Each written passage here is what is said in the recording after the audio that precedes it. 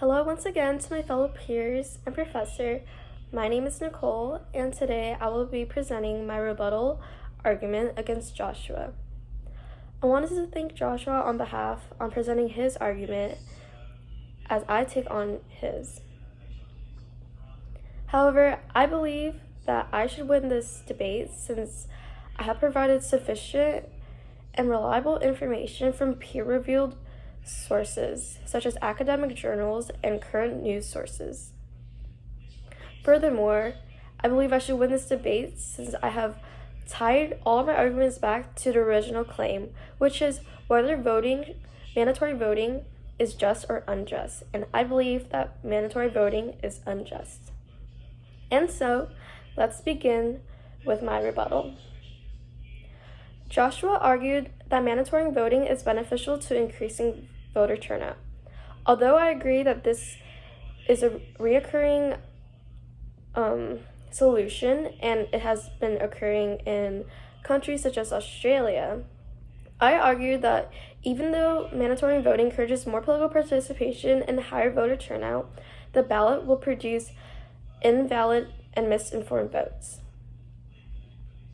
According to a research article in economics by Vox Europe, they suggest that impacts also seem larger among those who have low interest in politics, who have no party affiliation, and who are relatively uninformed. What this means is that the increase in political participation will lead to inefficient policies and policymakers as a result of invalid votes. This counter-argument is related to my first original claim, since I believe that because there's no correlation between higher voter turnout and efficient political participation. For example, this can be used in an analogy such as apples and bananas in a basket.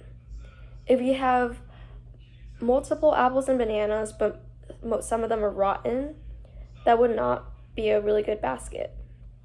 It would be the same with voting, since voting should be encouraged for people who are interested in politics and want to make society a better place.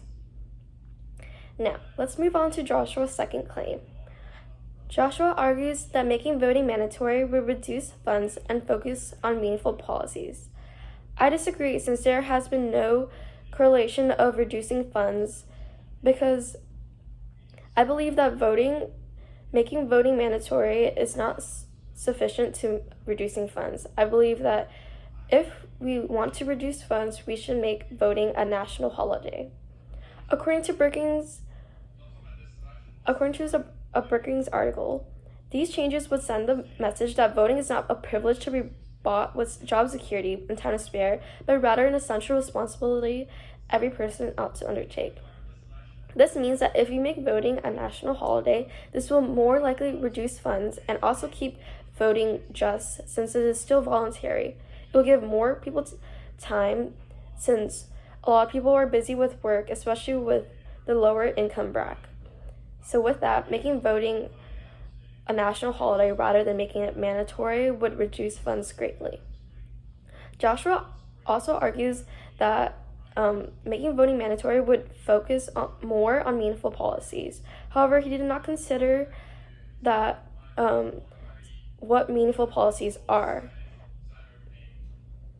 I'm going to tie this back to my original claim, which is that mandatory voting will not drive out social economic inequalities alongside biased political representation.